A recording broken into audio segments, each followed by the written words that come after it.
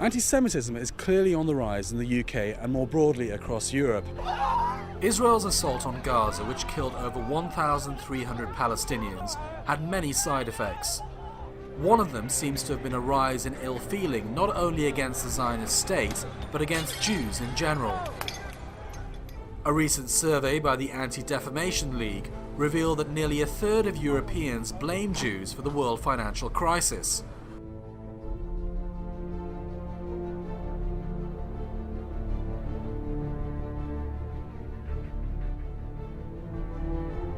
Queen Elizabeth has formally opened Britain's new parliament. The first priority is to reduce the deficit and restore economic growth. There was only one bill that preoccupies all here, the government debt bill. That's accumulated to more than $1.5 trillion.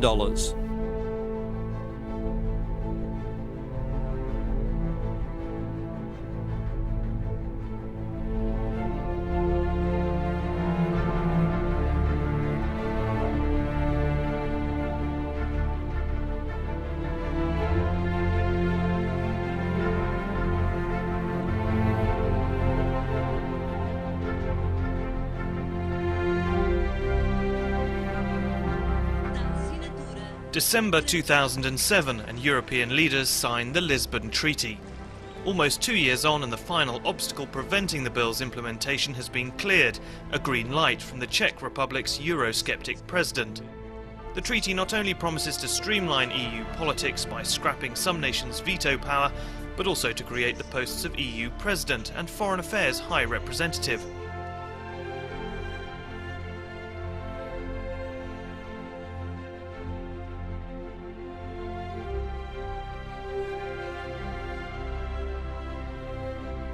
American empire in the world is reaching the end of its road, and its next rulers must limit their interference to their own borders. Ahmadinejad insists Iran's nuclear program is for generating electricity, not for making bombs, but UN inspectors say they cannot verify that. Experts fear that Iran could now be just 6 months away from achieving the 90% level needed to make a bomb. Iran is breaking rules that all nations must follow. There's an urgency to this diplomatic confrontation. The US believes Iran is on the verge of building a nuclear weapon. Confronted by the serial deception of many years, the international community has no choice today but to draw a line in the sand. The US has demanded weapons inspectors be allowed into a secret underground plant immediately. Iran has confirmed the existence of the facility, but claims it hasn't violated any international obligations.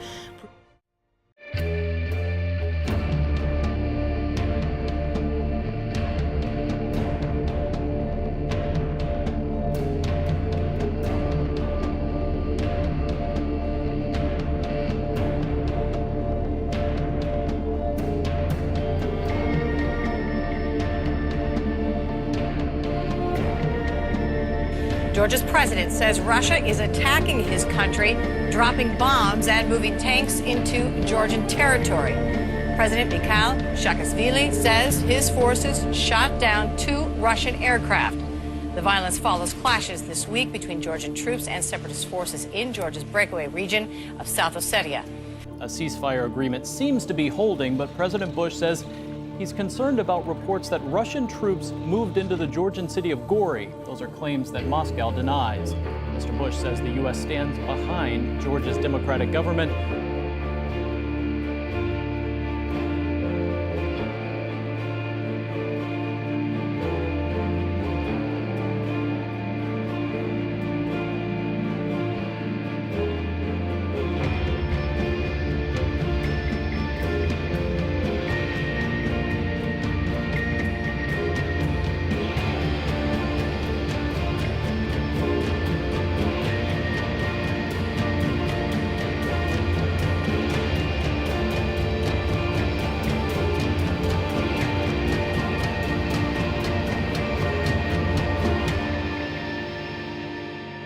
Russia has test-fired a ballistic missile, prompting fears of a new military power struggle between Moscow and the West. Well, this latest test signals to the rest of the world that Moscow is committed to flexing its military muscle.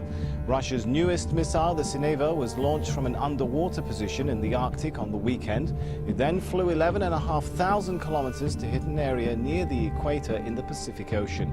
Well, Russia began expanding its armed forces under Vladimir Putin to a degree that hadn't been seen since the fall of the Soviet Union. In May, Moscow's Red Square held its first military parade in 17 years. Continuing in Putin's footsteps, President Dmitry Medvedev is making no secret of his wish to show Russia's army is back and ready to go. Well, let's take a closer look at the Russian military expenses in the recent years. Dating back to 2002, Russia spent around $5 billion.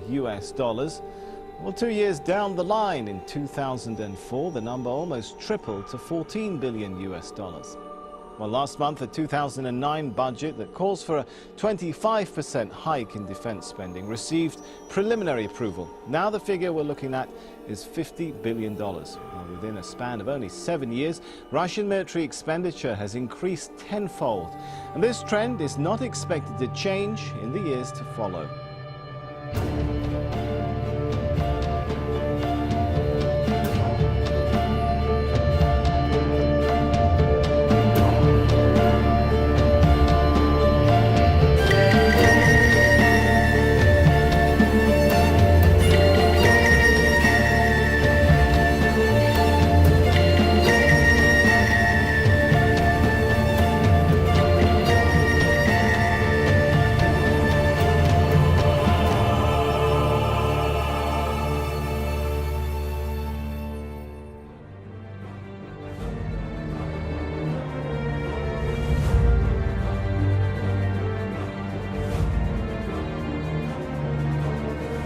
At least 2 gunmen opened fire on the Sri Lankan cricket team.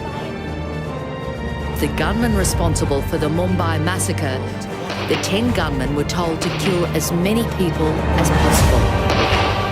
Their handlers in Pakistan, watching events on live TV, used mobile phones to deliver their orders.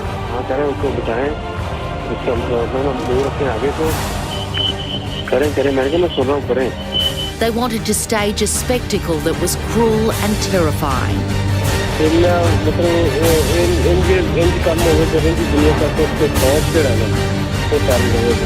170 people were killed in the massacre,